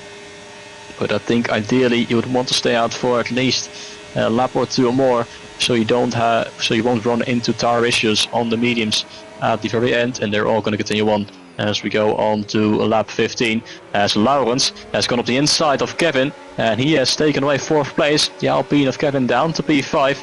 So Laurens now back into what would be a virtual race lead, but he is going to go to the pit lane for some reason, or is he not? He is going to go straight into the pit lane. I think he will become our first retirement. Yes, he is. So Laurens very upset indeed with that 10-second time penalty, and that is very unfortunate, as he becomes our retirement. As Sasha and Kik are fighting it out. Sasha trying to go around the outside, trying to go for a switchback, but won't be able to pull that off. Now Kik has got the DRS as well, so he's going to stay ahead of the Ferrari driver, but Laurens out of range, which has left Kevin out there alone with that 10-second time penalty in P4, and he's gained only around half a second on those 3 cars ahead of him, who are working together. So it looks like the pace is still there for Kik, Misha and Lucas, and they are going to potentially get a slipstream of what on earth is that sound we're doing? I think that is an AI car, so I'm not sure why they're moving so frantically there. But Erik, Misha and Lucas now finally able to get past all of those drivers, but The gap now is down to 11 seconds, so Kevin has gained a lot of this lap, and in fact he has broken away the DRS train towards Kik. Kik is just outside of 1 second. Misha goes back ahead of Erik to take away the lead out on track, but Kevin knows he needs to make this work, and he's built a gap now of 1.2 seconds, and there is a safety car has been deployed. And of course there is a safety car out on track, and I'm not sure why. I think it might be Colin who has lost his front wing, so for once it is not Octavia who causes that, but well, that is incredible news for Misha, Erik and Lucas. That is the perfect time for them for safety car to come in, and Kevin of course is going to go in. He's going to have to serve that 10-second time penalty, and everyone else behind him is also going to go for a brand new set of medium tires, meaning that Misha and Erik from 16th and 17th on the grid will be our new race leaders. I'm going to go to the toilet, mate. Be right back. No problem indeed. So Misha rejoins in first place, Erik in second on a brand new set of mediums, and these two drivers, these three I would say, with Lucas, very very lucky indeed with this safety car. I'm not sure what caused it. I think it was Colin, if it was a genuine mistake or if he caused it on purpose, we won't know until we see after the race. But Misha, Erik, Lucas, Sasha now in P4. He has jumped Kik for some reason, not sure how. He's on a set of hards though. Kik is onto the medium. Happy Meal behind with Mark and Octavia all on the hards as well. Then Kevin, who served that 10-second time penalty, is also on a set of mediums, but now he's down in P9. And he will have to make his way forward in these last 10 laps. Then it's Munich in P10, also on a brand new set of mediums or hard tires, followed by Sam. And also great news for F1 Shorts and Fireblaze, who will finally be able to put himself back in this fight after losing out on the opening lap due to a drive-through penalty. F1 Shorts in 12th place, just ahead of Mels, who I think might have replaced his front wing now as well. I think if we can see, I think he has, yeah, so that is why he's down in P13, followed by Vessel, who is also on a set of mediums. Firebase down in P15, both Mercedes P13 and P15, but looking to go forward in those final 10 laps. And then Colin, the one who caused this safety car in P16, going on to a brand new set of mediums as well. But what is this going to do then for these final 10 laps? We've got Misha and Erik. Well, we know that they will have the pace, but this is going to be absolutely spectacular for the fight for the race win. Of course, they know, they started at the back of the field, they know they've got the chance, the opportunity to win this race, but the likes of Sasha, Kik and Kevin, they will be fuming with this safety car, and they will be probably driving towards the front of the grid aggressively to retain what was there before this safety car came out. So 2 stars then inside the top 10, but it's only one driver who can come out on top with the race win, and to that we will know the answer. Also, Laurens, who just retired a couple of laps ago, should have just stayed in the race, knowing that there's now a safety car and he will get back into that position around where Kevin now is. But yeah, that's you can't know that at that time. But his teammate Misha and Erik in first and second. Who would have thought that we would have those two drivers fighting it out for a race win after seeing them out in Q1? I was legit about to say that too. Lawrence just stayed out there for one more lap, and I bet he must be so gutted knowing that a safety car came out and he's retired from this race. And Kevin Zunderberg on the back foot down in P9 as well, because he's now way out of contention for this race win. But this race has been so chaotic, it could turn on its head at any given moment as well. And now Misha and Erik, the guys that start at the back of the field, Misha P16, Erik P18, are leading 1 and 2. And that's the glory of League Racing 2, because you never know what could happen, especially here in SDN. And anything could literally happen too. The safety car should be coming in late as well, and because we should have a sprint race all the way down to the wire here in Las Vegas. Who is going to win? Misha to gain his first win here in SDN. We haven't really seen much of Misha here in SDN so far recently, but what a performance, what a show he has put on so far. And carving his way through the field in the first stage of the Grand Prix to get himself up into P4 all by himself. No luck, it's just himself making his way through the field as well and putting those overtakes in, and now he's leading. But there's one driver I don't want to have behind me. It's AMS Erik. He is the champion of SDN for a reason. He has taken the most race wins this season too, and he's rising to the back of Misha, and he will try and take every single chance he could get as F1 Shorts and Miles Marquez there swapping and changing for some reason under these safety car conditions. And also, Octavia is P8. We know he's the main antagonist in league racing in SDN. He has caused a couple of safety cars, but now he's in P8. Is this a big chance for him to score some deserved points? Because finally we see a massive change. Although he does have damage there on the right side of his end plate, so that could be a lesser chance for him to score some points in this race with some drivers behind him having better tyres than him, like Kevin Zuckerberg, and having better pace in general. Miles Marquez, though, what happened to him? Because he was with Eric and Misha, and all of a sudden he's only P13. No, it wasn't Miles Marquez. Sorry, I'm thinking about somebody else. Who was with Eric and Misha?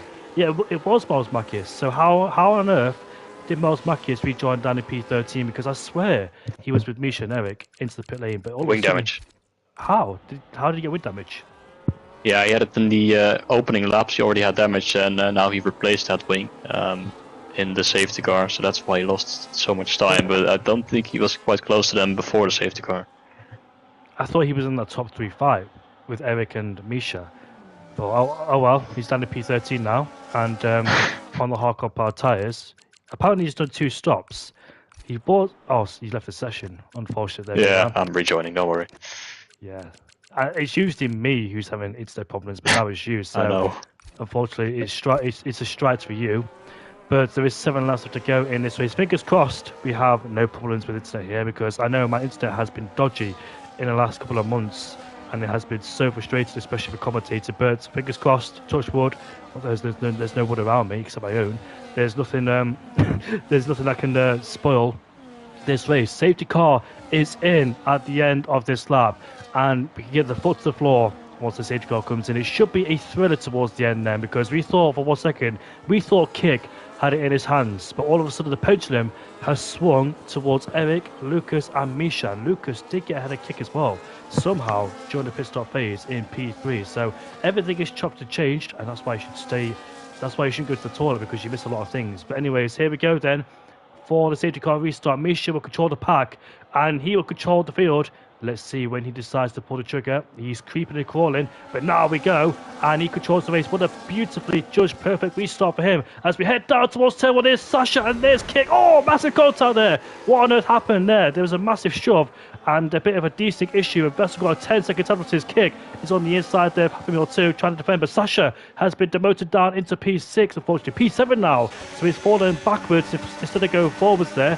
And here comes Kevin on the inside too, and Sasha, as we head down towards the breakers on the turn 5. Down the inside goes Kevin. There's contact between those two there. And look at those two front spots. That is happening on a mark, almost in the wall together. As we come through the chicane we go. Happening on the outside. Trying to have the inside line for the next corner. And Kevin Zuckerberg is waiting. He might do the switch back, and he might go around the outside of them both. With 3 abreast now. Contact's bound to be made for sure, as Kevin Zuckerberg hits the wall on the outside too, trying to make up some lost ground after that 10-second penalty. And there's a multi-car scrap going on everywhere in this race as well. Every single driver fighting for attrition, fighting for the pride on the track as we head down in towards turn 12 again. But there's no DRS on the straight. The Ferrari in the background gets out of shape. That's AMS F1 Shorts, who almost lost the car on the exit of turn 11 here. But no DRS, so Misha should be safe. But what about Eric? What will he do? Will he try and use the battery, try and overtake the McLaren driver, headed down in towards turn 12? Who would have thought Eric would have been in a place to win this race? Nobody at all. It's Kevin Zuckerberg trying to go on the outside there, but Mark is a bit late to the brakes and keeps Kevin at bay for the time being. For how much longer? He's under all sorts of pressure from Kevin right behind. As we see, Eric is right behind Misha. Kevin goes up into P6, and here comes Eric for the race leader of the Grand Prix. Go down the inside, Misha outbreak himself, Eric's alongside. Can he muscle his way up through the field and go to first place? He's around the outside, in towards 3 or 4. Massive understeer, but he also has the DRS too. That's really good placement there for Eric, because not only he took the lead of the Grand Prix, he had DRS, which means he can protect himself against Misha.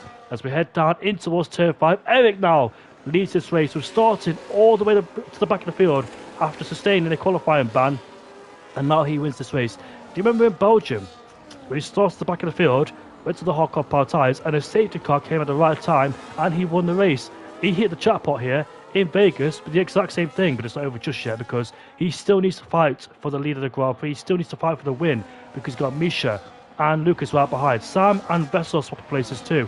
Vessel's had a hard race so far, ever since the first lap of the Grand Prix, when he tumbled all the way to the back of the field. What are Williams going to do in P3 and P4? Kick is right behind Lucas then, so Kick, who thought he had a chance to win this Grand Prix, he still does in P4. He's right at the back of Lucas, and Misha is under massive pressure. I really hope Misha could pick up a podium, considering all the hard work he's done in the first stint. But he's under jeopardy right now with Lucas on the back of him and Kick too. Lucas might pull out. No, he doesn't. He stays behind in P3.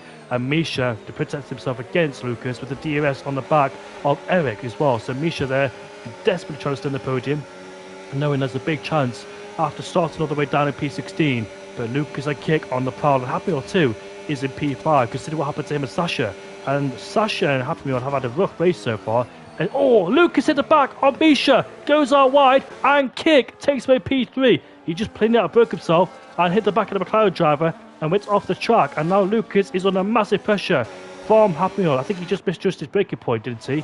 And just went out wide. And now he's off the podium once again, is Lucas.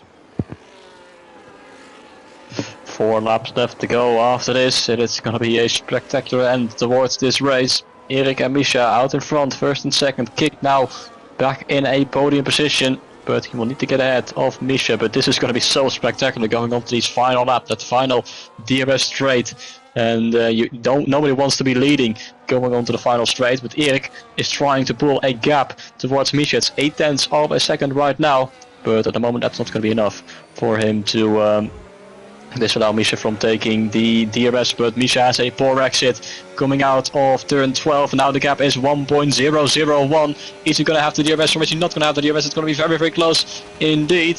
He just about gets that DRS, and that might have been an opportunity for Erik to secure his race win. But now Misha, with the help of DRS, is able to bring that gap down to around 0.6 of a second, as Mark gets ahead of Mels to put himself into P8. Bit of a gap between Mark and Sasha, so it's the top 7 fighting it out for the race win. Kevin is still there, but he needs to get a move on because there's only 4 laps left, and right now in P6, not really in the best position to try and go for the win. Lucas is under massive pressure from Happy Meal, trying to go to the inside in towards turn 1, but there's no space there, and Kevin is going to try and go for a switchback underneath. The Red Bull driver now is going to have to go around the outside, not going to be able to do that, trying to go for another switchback in turn 4. But Happy Meal covers it off very well indeed. And now Kevin looking to go for the move, potentially to the inside there of turn 5. They're going to be wheel to wheel, the Red Bull and the Alpine driver, but Kevin is going to back off from that.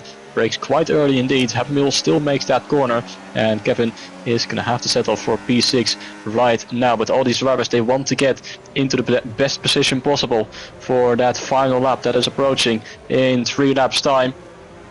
So it's going to be very, very tight indeed between all these drivers. Sasha is lurking in the background as well in P7, but at the moment in no position to really put any pressure on those drivers ahead. So once again, we'll go out of turn 12. The gap is this time, it is 0.6 of a second between Erik and Misha. So Misha has done well enough to stay with the Red Bull driver through this lap. Erik is still doing a good job conserving that battery as well for these final 3 laps. Kick is now starting to put the pressure on Misha. Then it's the gap towards Lucas of 8/9 of a second. So it could be a 3-way fight for the race win, as Lucas is starting to fall behind a little bit, and Happy Meal and Kevin are falling victim of that second train as well. So at the moment they are in no position to fight for those front couple of positions. There's much fighting behind as well, towards the back end of the top 10. And outside of that, as we go into lap 23 of 25, 3 laps remaining. Erik leads ahead of Misha and Kick. Lucas is doing well enough to stay within DRS range for the time being. But at the moment, I think he's definitely the slowest of the top 4, and he is struggling to try and stay with them. Happy Meal following in P5, then Kevin and Sasha, and there's fighting behind. Vessel has had a moment, he is dropped down to P12, so he must have made contact with one of the drivers. He was fighting out with Mark and Mels, we're up to P8 and P9. With a full 3 seconds behind our leading 7. But which of these drivers will be leading going on to the final lap? Who wants to be leading going on to the final lap? At the moment it's Erik by half a second ahead of Misha. First place is the best place to be, but not in this occasion, because the guys behind will have DRS, and Erik is the one who is in first place. Can he defend with 3 laps left to go? Will Misha mount an attack in the final lap of the Grand Prix? That's the most ideal time to do it, but you've got to watch out for Kick and Lucas right behind too, because they'll try and force you into overtake and put you into first place too. So will Misha time this to perfection? Will he try and stay behind Eric, get the DRS off him right now and the next lap, and overtake a lap 25? That's the ideal situation, but it doesn't always pan out on that way in paper as well. But he stays behind him going down in towards turn number 14. We go. Miles Blackis gets at the mark. I mentioned as well that Vessel and Miles Blackis made contact in towards turn 4. Miles went up the inside of Vessel and spun him out, hence why Vessel now is down into P12. There is 17 drivers still left in this race with one safety car being deployed. We are on the penultimate lap of this Grand Prix, and the tensions are coming down to the wire towards his boiling points with Eric under massive pressure. What he needs to do is try and save battery potentially on this lap and the next lap. That's the only way he can repel the attack from Misha, Kick and Lucas. I don't think Lucas can go anywhere with P4, but he's stuck behind the guys in front. I think Misha is the one who has it all in his hands to overtake Eric on the final lap of the Grand Prix. I don't think he'll do it now because I think it'll be unwise to, but we have seen scenarios before. I've seen it before where somebody tries to lose a battery and still stays ahead despite the guy behind having DRS. You just don't know how it's going to play out until we finally get there then. So all these plans right now has got to work for drivers later on in this race. So what will happen on lap 25? Will Misha try and send one of the inside in towards turn 14 in turn number 14 on lap 25? But I've also seen too, when somebody overtakes somebody at turn 14, they out-drag them as well because they have a bit more battery. It's all about how you use the battery as well. It's all about battery management, especially 2026 in the F1, in the actual F1 itself. But how you use your battery is the main thing too, because you can use it all on the straight, but to be vulnerable all the way out of turn 16 because the guy behind might get you. Here comes Misha. Here he comes then. Is this the last lap attack? He's going wheel to wheel and he overtakes him. But will the Dutchman live to regret it because Eric now has the DRS at the back of him on the final lap of the Grand Prix? Was that the wise thing to do? Because we are heading on towards lap 26, lap 25, out on lap 25, 6.2 kilometers left to go, over 3 miles left to go in this race, and so far Eric has been given DRS towards Misha, and I wonder if, oh, he outbrooks himself. Eric outbrooks himself, and will Kick now go the inside, around the outside, in towards turn 1, turn 2, 3 and 4 we go. These two are fighting, which means Misha could try and stay ahead, and Kick there has been shuffled into P3. Lucas is now side by side with his teammate, but backs off for the time being, and Lucas there does not want to fight with his teammate because he has a big chance trying to cut Eric and Misha. But I wonder if Eric and Kick fighting means Misha just got ahead a little bit more and pulled a bit of a gap over Eric. There's 8/10 between Eric and Kick. This could Eric and Misha. This could be really good for Misha in P1 because he's trying to break the DRS if he can. But Eric is still there in P2. The gap is under 1 second. Has Misha timed this to perfection? Has Kick and Eric fighting disadvantages those two, which allow Misha to pull away by extra a tenth or two and try and have a sizable gap over Eric? We're about to find out now, coming in towards the last part of the Grand Prix. Eric, Sasha and Happy are together once again as they became a crop on lap 1, but this time Sasha gets ahead cleanly and it goes up into P5. But the main point is right now because Eric has the DRS on the back of Misha. Is he close enough? He's using all the battery on the straight. It has to be a dive bomb if he's close enough. I don't think he's close enough on this occasion. I think Misha's done enough. Yes, he has. As we now headed towards the final sector, turn 14, 15, 16. Nicely negotiated. I think Misha has done absolutely perfect at this stage of the Grand Prix. Unbelievable. From 16th on the grid, Misha is about to make his way towards the line. Misha wins the Las Vegas Grand Prix. Unbelievable. How on earth did he manage that? We thought for 1 second that overtaking lap 24 was the wrong thing to do. But actually, it was the right thing to do indeed, because Kick and Eric started squabbling and Misha was able to try and break a few tenths away from Eric as well. And Eric must be absolutely disgruntled knowing that a race win could have been in his hands tonight. But what an absolute job from Misha. Unexpected race winner here in Vegas, and he certainly has hit the jackpot here tonight, winning this race. What a flawless, executed, perfect drive from Misha too. It has to be said, definitely driver of the day for sure. And he has earned that one the hard way. I was under pressure throughout the whole race. Much more deserved race for Misha in first place. And this will be one to remember from everybody. He deserves it. And congratulations to the Dutchman for winning.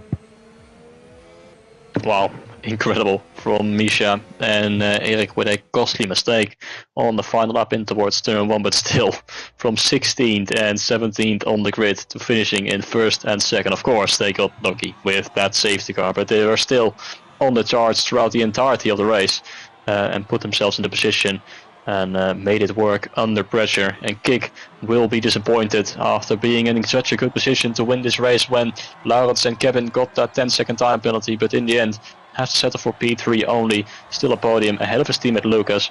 Good result from the Williams boys, but maybe a little bit less than they would have wanted. Ahead of Sasha and Kevin, of course, with that mistake, with that 10-second penalty, absolutely ruined his chances. And only P6 in the end. Fireblaze in the end finishing in 8th place after getting a drive-through on the opening lap. A good recovery drive from him as well. And Mels, unfortunately, has settled for P9 after picking up a penalty, but still a strong drive from him as well from 18th place on the grid. So what a race that was here at Vegas, and what a drive from both Misha and Erik. Indeed, then look at that, 16th and 17th to first and second place. You just can't